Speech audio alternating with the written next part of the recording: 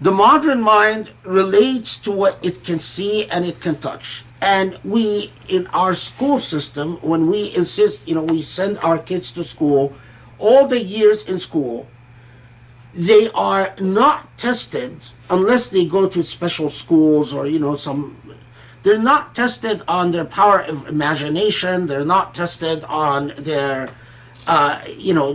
normally their artistic abilities. They're not tested on the way that they can relate to nature, or the way that they can hear the sounds of nature, or the way that they can notice things in creation.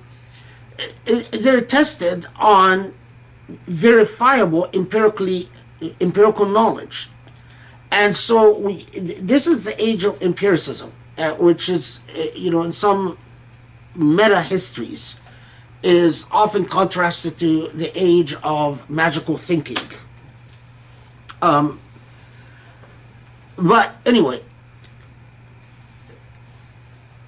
and because of that, when this modern mind goes to law and morality, you are very different than your grandparents or your great-grandparents. Your great-grandparents could be raised with someone, saying, "A'mal al-tayyib," always do what is kind. And everything in their upbringing, in their culture, that was not yet thoroughly empirical, they could relate to that in so many nuanced ways that is completely alien to the modern mind. The modern mind tends to not know how to relate to abstractions and generalities and say, okay, what's concrete? What's specific? Give me a rule. Something, something I can, black and white, like the type of answer I would give on an SAT exam, or an LSAT exam, or an MCATS exam, all the exams that are administered all around the world to assess intellectual ability. And as a result, if you talk to your grandparents, and I'm sure of this, if they grew up in a Muslim society,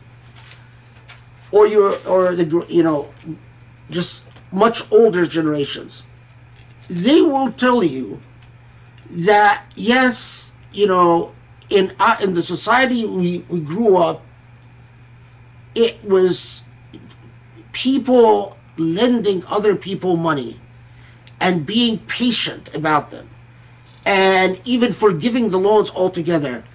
It was practiced not just widely, but it was very meaningful for a person to say to them in very concrete terms, well, my ajr is with Allah, and to think very concretely about this, far more concrete than the black and white issues that we seek.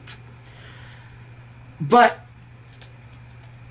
with the march of empiricism, we've lost our ability to relate to these values. So even you come today and you tell a person, if you don't need the money, just forgive it. And it is extremely destabilizing.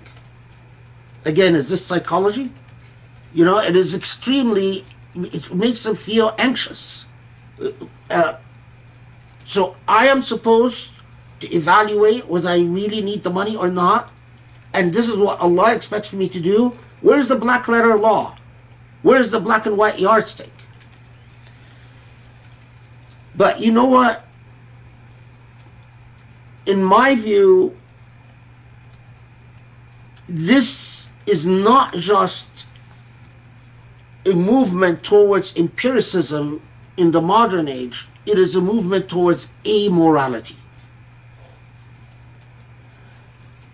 As human beings, yes, they gained so much by all the scientific standards that they developed to relate to the world, but they also lost a great deal. I mean, think of it. We've gained the ability to put organs from one body into another body. But with that knowledge came a huge moral responsibility. And I can tell you that whether in medical schools, or because I've done a lot of reading on that, or in law schools, or in business schools, the way we teach ethics is basically like, just get it out of the way so we can say we've taught ethics. And even the way ethics are taught, they're reduced into black letter law so that law students or medical students can relate to them, rather than these where you develop the moral character of the being, which requires investing in a human being's spirituality, the way that they relate to a higher power, which of course our modern educational systems cannot do, and in fact are instructed not to do. You can't talk to students about their spirituality. That's not professional in the way we've constructed our modern educational systems. This is part of why, and and if Muslims rise to the challenge of being shuhada ala nas, this challenge of shahada, where they actually then can provide a corrective spectrum as to the trajectory of humanity, since all the major religious traditions retreated and secularism in the sense of a-religious traditions have stepped to the forefront. And secularism co-opted religion, so that religion often became something that is marshaled in the service of empirical causes like colonialism. I mean, listen, once upon a time, people who were businessmen, merchants, they can go travel to Java and trade with Java. And through trade, suddenly find Muslim populations sprouting. These merchants were not trained theologians or trained jurists, but the way human beings related to each other. A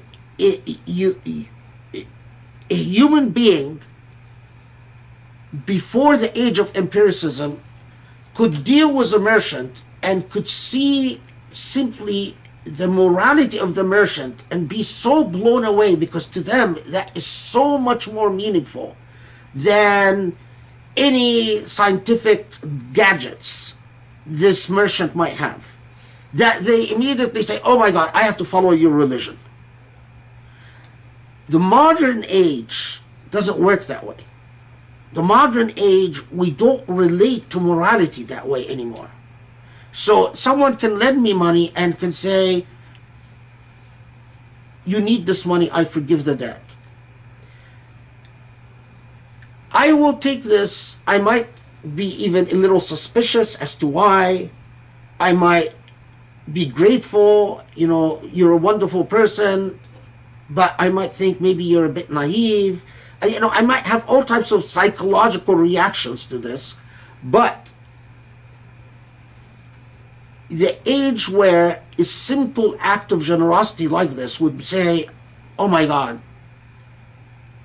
you represent to me a moral universe that I must discover. And so I become a Muslim.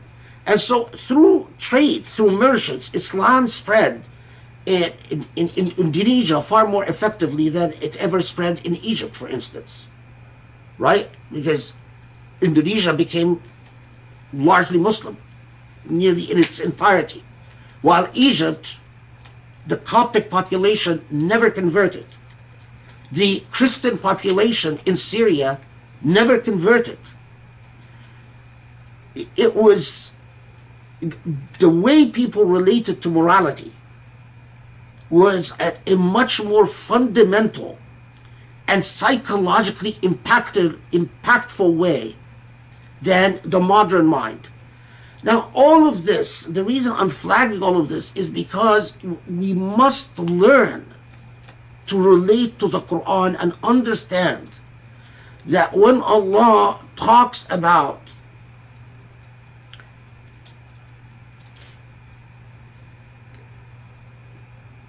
something like debt and the way we relate to forgiveness of debt or reacting to the hardship of a fellow human being, as I will talk about inshallah in the summary, that is at a foundational level, at a root cause level, is far more fundamental than a positive legal command that only comes as a result of the moral foundations.